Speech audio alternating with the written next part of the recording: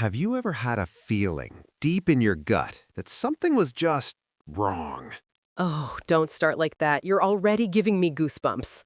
I'm serious, Rhea. That instinct, that tiny voice that says, don't get in that car or turn around right now. Today, we have a story that is going to make you want to listen to that voice every single time. Okay, now I'm listening. Is this a ghost story or something real? It's scarier because it is real. It's grounded in reality. It's about a perfectly normal day, a Tuesday actually, that started with coffee and ended with a life or death decision. And it's a masterclass in storytelling for everyone listening to real English voices. All right, Tom, set the scene for us. Where does this nightmare begin? It begins in the most boring, safe place imaginable, a bedroom. 7 a.m. The alarm goes off. Beep, beep, beep. Ugh, the worst sound in the world. I hit snooze at least 3 times. Exactly.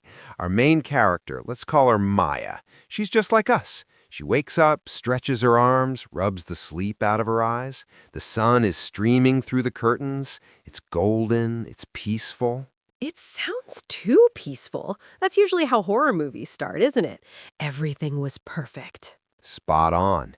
She sits on the edge of the bed, listening to the city waking up outside. You know those sounds, distant traffic, a car horn, people walking on the pavement. It's the rhythm of the city. I actually love that sound. It makes you feel like you aren't alone. Irony alert. Keep that thought in mind. She's feeling safe. She hops in the shower, steams up the bathroom, and then, the most important part of the morning, makes the coffee. The lifeblood. Black coffee? Confirming. Strong black coffee, the kind that jolts your system awake. She's going through the motions, scrolling through social media, checking emails, ignoring breakfast because, well, who has time? She grabs a granola bar and runs out the door. This is actually great vocabulary for our listeners. Going through the motions. It means doing something automatically without thinking, right? Exactly. It's routine. It's autopilot. She gets to the bus stop, finds her usual spot.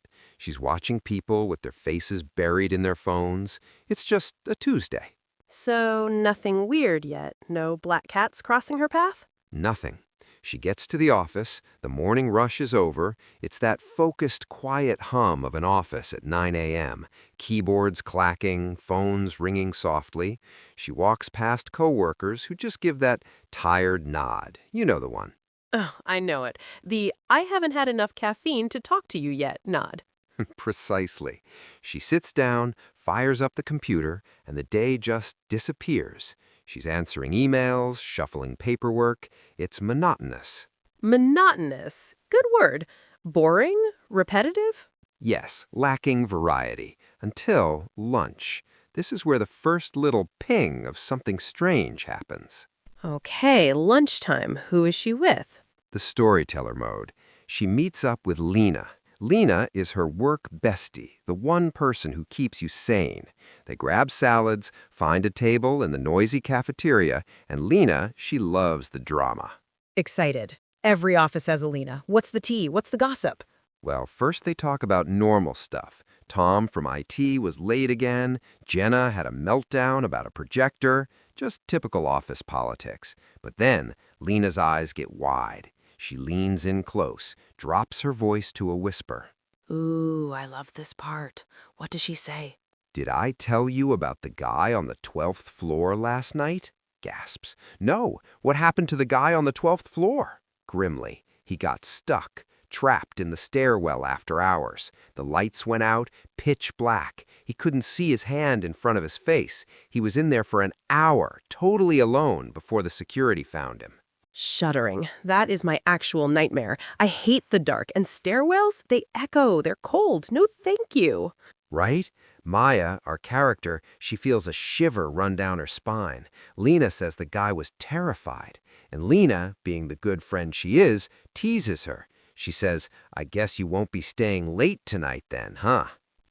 Classic foreshadowing. Lena just jinxed it. She absolutely jinxed it. Maya laughs it off, saying, oh, things like that don't happen to me. But the seed is planted. Fear is like a seed, Rhea. Once it's in your head, it grows. That's profound, Tom. So lunch ends. Back to the grind? Back to the desk. But now the office feels a little different, a little quieter. She keeps imagining that guy in the dark, but she pushes it away. She has work to do. And then at 3 p.m., the death now. 3 p.m. slump? Nope. Let me guess. The boss? The boss, Mr. Carter. He calls her into his office. He's one of those tough but fair types, doesn't sugarcoat anything. He says, Maya, I need you to finish that project tonight. Oh, come on. Last minute? That is the worst feeling.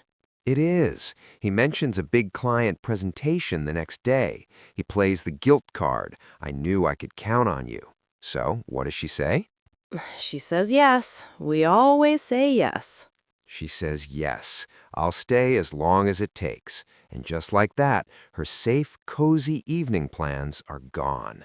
Ooh, and now she's stuck there, late, just like the guy in the story. Exactly. The sun goes down. People start leaving. 5 p.m., 6 p.m. The office goes from bustling to empty. By 8 p.m., it's a ghost town. I can hear the silence. It's heavy, right? Heavy. The only light is the glow of her monitor. The sounds change. No more phones ringing, just the random creak of the building settling, the hum of the air conditioning sounding like a jet engine because it's so quiet. Ugh, I hate being the last one in the office. Every shadow looks like a person. Maya feels that too. Around 9 p.m., she needs a break. She goes to the break room for coffee. Her footsteps are echoing in the hallway. Click, clack, click, clack. And she remembers Lena's story. Don't think about the story, Maya. Just get the coffee. Narrating, she grabs her phone to text Lena. Still here, gonna be a late one. Lena texts back instantly. Oh, you poor thing, I'm already in bed. Okay, connecting with a friend helps. It breaks the isolation a bit. It does. It's a lifeline. She goes back, powers through, and finally, at 10:30 p.m., she hits send on the report. She's done. Cheering softly. Freedom! Get out of there, girl! Slowing down, she packs up. She's exhausted. Her eyes have those dark circles. She just wants a hot shower. She steps into the elevator, watches the floor numbers go down. But here is where the atmosphere shifts from annoying work night to something is wrong. Lean in. What happens? Descriptive. She steps out into the lobby. It's deserted. No receptionist, just the buzzing of the overhead lights. She pushes through the front doors and wham, the cold wind hits her. Ugh, that feeling of leaving a warm building into the cold night, it wakes you up. The city looks different at night. The streets are empty. Fog is rolling in. It feels like the city is holding its breath. She's too tired for the bus. She just wants to be home now, so she opens a ride-sharing app. Logical. It's faster, safer usually. Usually. The app says her driver, Sam, is 2 minutes away. A yellow taxi pulls up. The headlights cut through the fog like eyes. Okay, headlights like eyes. That is poetic and terrifying. Serious. She gets in. She slides into the back seat. She's relieved. She sighs and says, "Evening," just polite. And Sam? Is he a chatterbox? Dead silent. Just a grunt. He doesn't even turn around. His face is hidden in the shadows of the rearview mirror. Red flag number 1. I like my drivers to at least say hello or confirm my name. Right? It's basic safety. Are you Maya? But she's tired. She ignores it. She just leans her head against the window and watches the lights blur by. She starts drifting off. No, no, no, don't sleep. Stay alert. Narrating. She almost does sleep, but then her internal alarm bells go off. The car turns. Turns where? Turns she doesn't recognize. The familiar shops and streetlights start fading away. They're heading into a darker part of town. She sits up straight. Her heart does that little thump-thump of panic. Active listening. She checks the GPS, right? Please tell me she checks the GPS. She pulls out her phone. The blue dot on the map? It's nowhere near the route. They are going the wrong way. Okay, this is the moment. What do? Do you scream? Do you stay quiet? She speaks up, and this is brave, Rhea. It's hard to confront someone when you're trapped in their car. She leans forward and says, "Excuse me, this isn't the usual way." And what does he say? He looks at her in the mirror. For a split second, their eyes meet, and she describes his look as cold, flat, like a shark. He says in this robotic voice, "Construction on the main road. This is faster." Liar. This is faster is the classic lie. She knows it's a lie, but what can she do? Jump out? They're moving. She nods slowly, but her stomach is in knots. She grips her phone like a weapon. Text Lena. Text everyone. She does. She texts Lena, "Driver is taking a weird route." Lena replies instantly, "Stay on call." Yes, Lena, that is a good friend. But here is where it gets bad, really bad.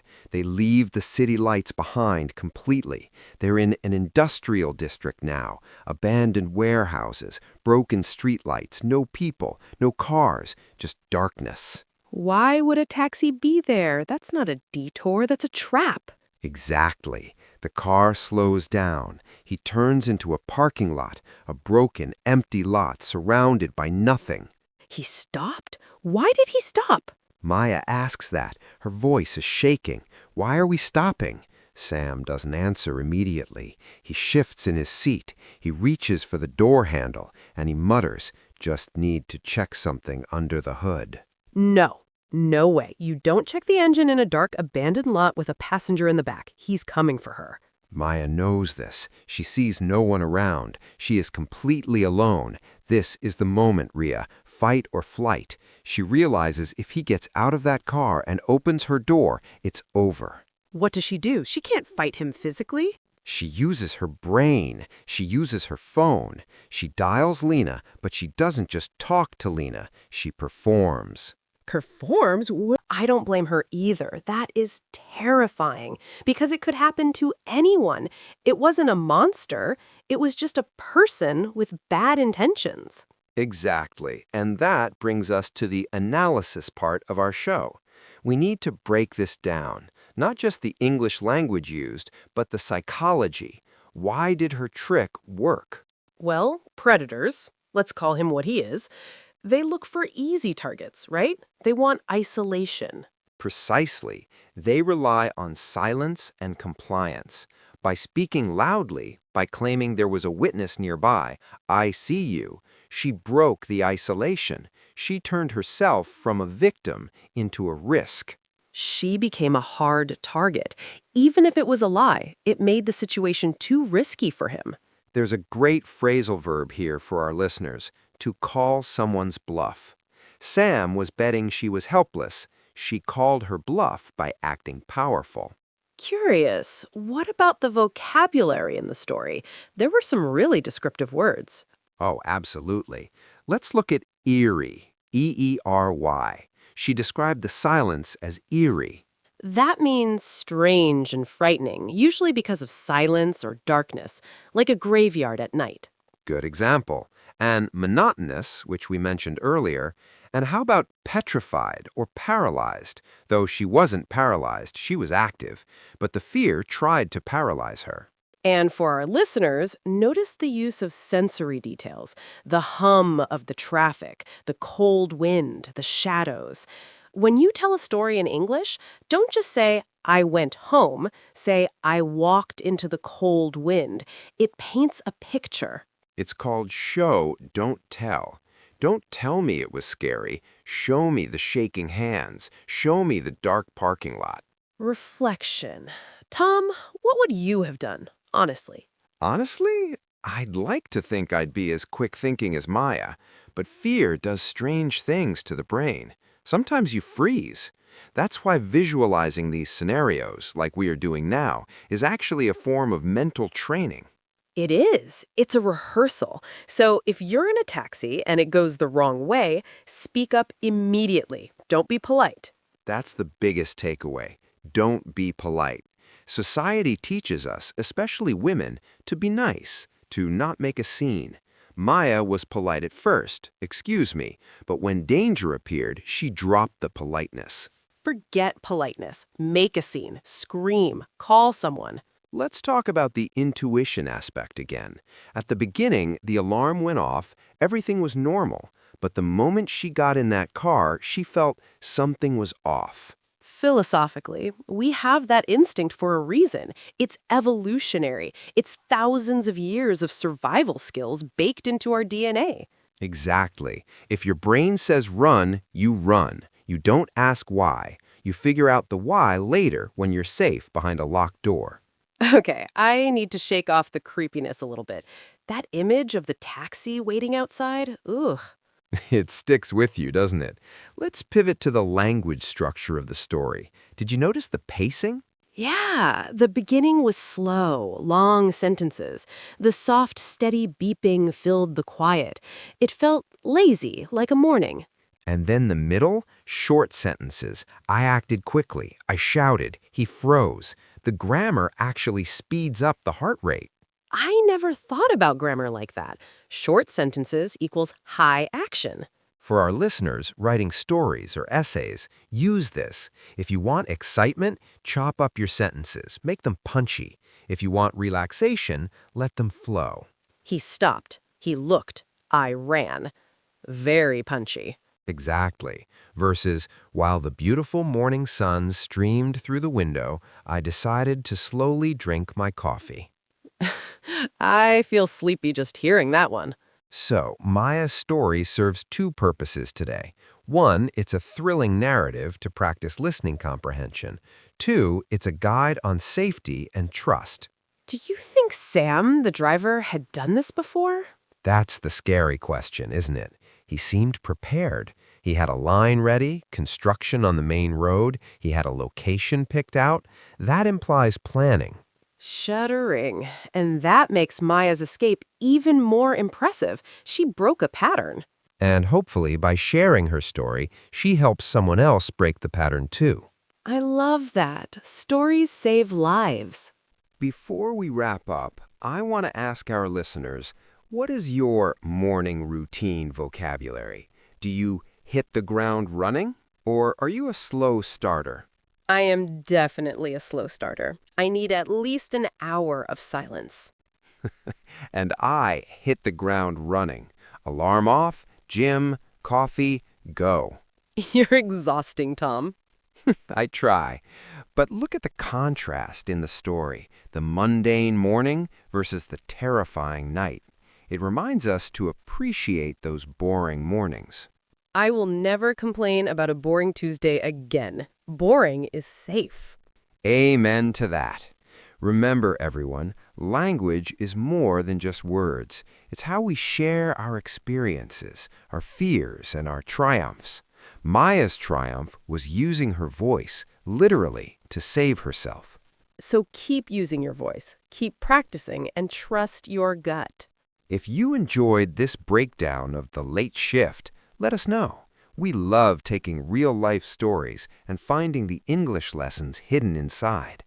Don't forget to check out our other episodes on storytelling techniques. Until next time, stay safe, stay alert, and keep learning. This is Tom And Rhea. from Real English Voices. Bye for now. Tom, post-credits. You know, Rhea, one thing we didn't touch on deeply was the work-bestie dynamic. Lena really was the MVP of this story. She really was. If she hadn't texted back immediately, Maya might have panicked. Tom, analyzing. It shows the importance of connection. In the office, we often complain about water cooler talk or gossip. We think it's a waste of time. Hey, I love water cooler talk. I know you do. But in this case, that bond, that silly gossip about Jenna and the projector, It built the trust foundation. So when Maya texted, "weird route," Lena knew it wasn't a joke. That's a great point. If you text a random coworker, "I'm scared," they might not reply. But your work bestie, they are on alert. Tom, vocabulary expansion. On alert. Good phrase. It means watchful, ready to respond.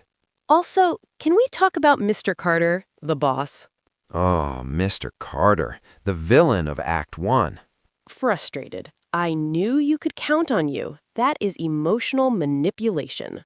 It is. In English business culture, and many cultures, it's very hard to say no to a direct compliment like that. It traps you.